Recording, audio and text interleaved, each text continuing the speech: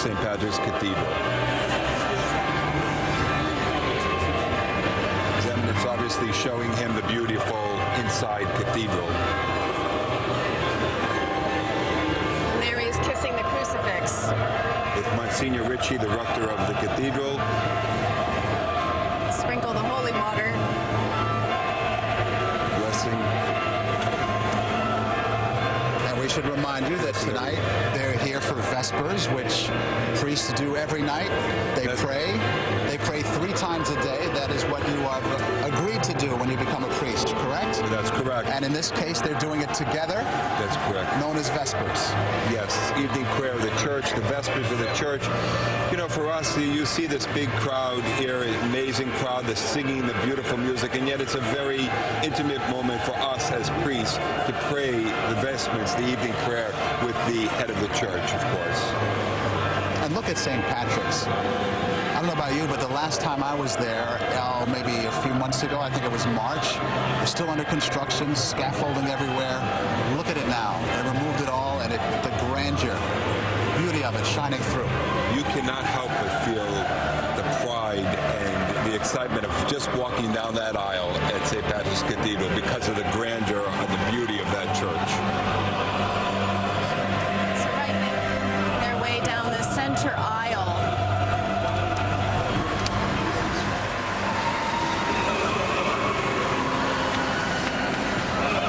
And next you will see that he'll proceed in the aisle south of the sanctuary, and he will pray at the St. Elizabeth altar. And then after that, he will head east in that cathedral to the sacristy. Well, he will vest.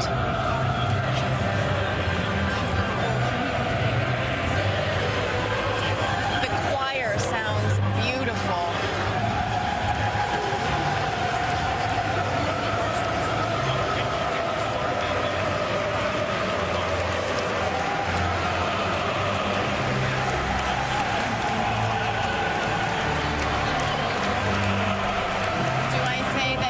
Angelic? Yes. Heavenly, yes? Heavenly, angelic.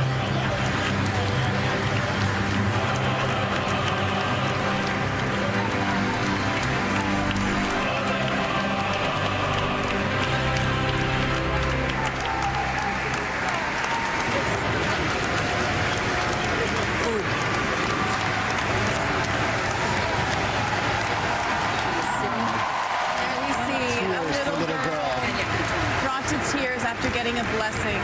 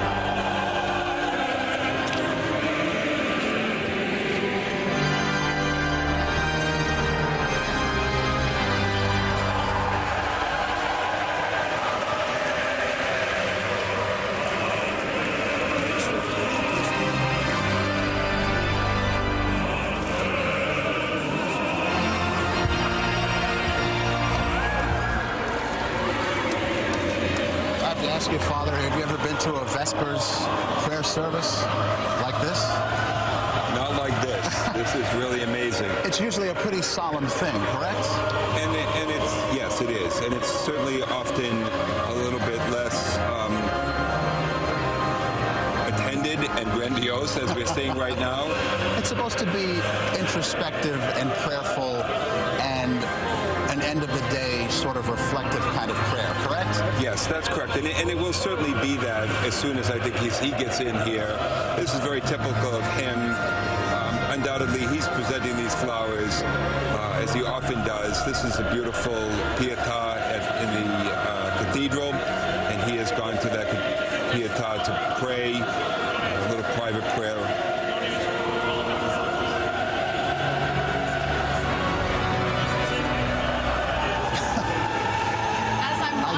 I'm just coming back to this humble man in this grandiose place. I mean grandiose in the best way, by the way. What must he be thinking? I can't even imagine. I really think truly right now can't he's imagine. very focused on prayer. He's really beginning that process now where you can see him trying to move this group into a prayer mode, the evening prayer, the Vespers of the church. Now this is right behind the main altar, correct? That is correct. He'll go in and he'll don a rather simple stole, I'm sure, signifying the office that he holds as a priest. Not necessarily as the Holy Father, but as a priest. And I just have to share with you, this part of the church is very special to me because I had both my boys baptized right here at St. Patrick's, and I can't even tell you what this is like right now. It's pretty heavy with good emotions. Well, watching him, you can see he is in his own little space right now. And what is so beautiful about His Holiness is that all of that's going on around him at this moment, and he is able to focus his attention on his prayer, on his time with the Lord, because that's most important to him, of course. So now he will enter into the sacristy. He's entering into the sacristy right now. He'll go into the sacristy, to the place where we would prepare for whatever the liturgy, whatever the celebration is that's happening. Again, my confidence is that he would don a simple stole, the sign of priesthood. And Simple stole, describe what that is. A stole would be the vestment that's worn just over the neck, down the front. The color?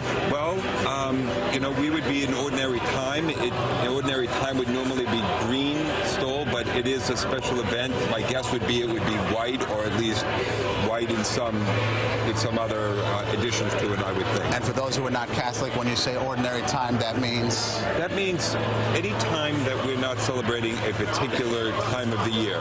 Christmas, Advent, Easter, Lent. Those are special times of the year. And when we do ordinary time, that means we're not doing one of those special moments like Christmas or Easter. And so with the Lord, of course, there's nothing ever ordinary, is there? Because God is always extraordinary. But all the church is simply trying to say is it's not Christmas, it's not Easter, it's not Lent or Advent, it's not that special times of the year. It's the proclamation of the kingdom in the ordinary day in and day out of every person who follows Christ's life. We talk about this humble man. I was at the Vatican when he was first selected as Pope, and when he came to the window and the crowd was there roaring with all this approval, and it's a similar feel to right now. But the thing that I'll never forget, and I've seen him repeat it since then, is he said, "Pray for me." He asked the people to pray for him, and he did that again today. He did that in Washington. He said, "Pray for me." And isn't that He said amazing? it outside of the Capitol in the Speaker's balcony overlooking the U.S. Capitol and all the thousands of people who came to see him. He asked them to pray for me. And then he proceeded to say, "If you don't believe and if you're not able to pray, send me some good thoughts." And that's become a hallmark of his. And it's consistent from then to now, and probably even before then. Because he doesn't exclude anyone. He's always welcoming everyone into the moment that he's in. But he's such a humble man that he asks always for people to pray for him. It's something that is amazing. The head of the church being asked to please pray for me. And you know what? As a pastor, I ask that often of my people. We should always be asking that. Pray for me. I'm praying for you. You should be praying for me. And he's leading us by example. It's just that humble attitude of a pastor. Pray for me. Well, speaking from a layperson's point of view, it makes him more relatable, and it makes you more relatable because you're saying, I'm human.